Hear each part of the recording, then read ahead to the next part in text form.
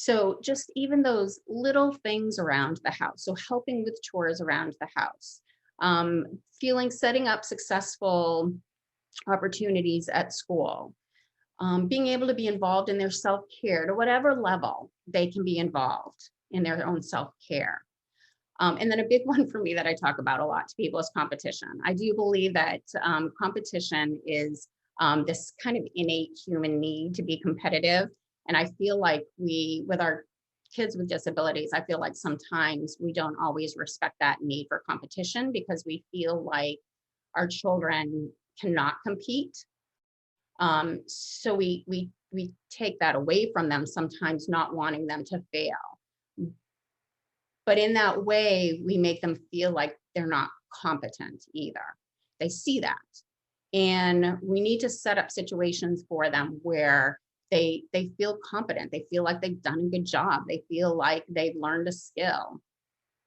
I work with this young man. He's 16 now. He's got cerebral palsy. He plays basketball. He loves basketball again.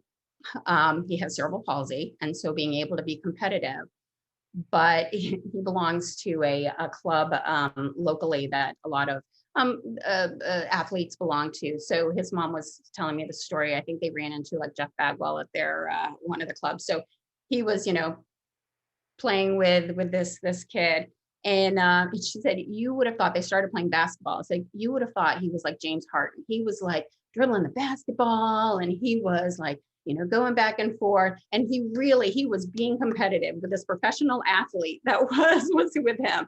He really thought that he was going to get around him and he was going to, because he feels confident. He feels great about his basketball skills and he feels competitive. He's part of his basketball team on his, at his high school.